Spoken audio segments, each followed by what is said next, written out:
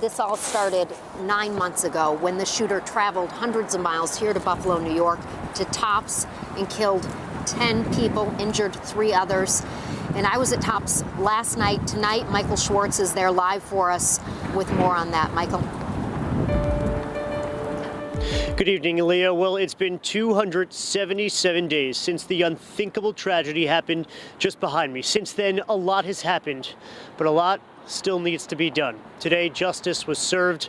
I was in that courtroom just behind family members of those who were killed, as well as survivors who were there. The pain so palpable as this community watched on.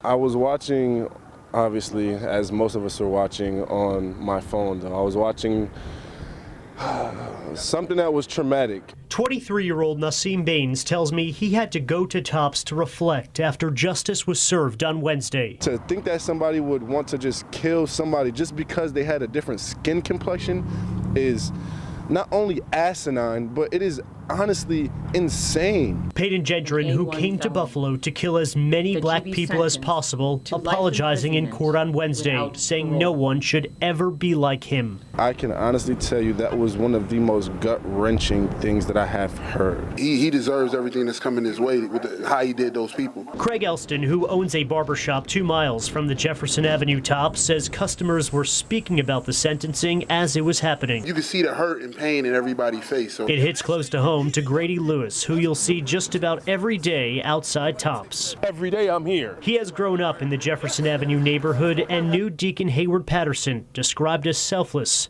and a good man. I felt the frustrations of the family members today when they were speaking, and all I could think of was that we're second-class citizens on our own land. You spoke to Gendron in the days before he committed such a horrific act, killing 10 people in this community, wounding others. Yes. To see him being sentenced for the rest of his life in court on state charges today, what was that like for you to hear? It didn't mean anything to me. No, it didn't mean nothing to me at all. So I asked him about black history. He didn't know any black history. Before Judge Egan sentenced Gendron to life, she addressed the court, saying through all the love, we still have a long way to go to combat hate and racism. Very long way to go. Actually, I loved her statement. She laid out everything. That's the first time I heard somebody in power actually lay out the truth.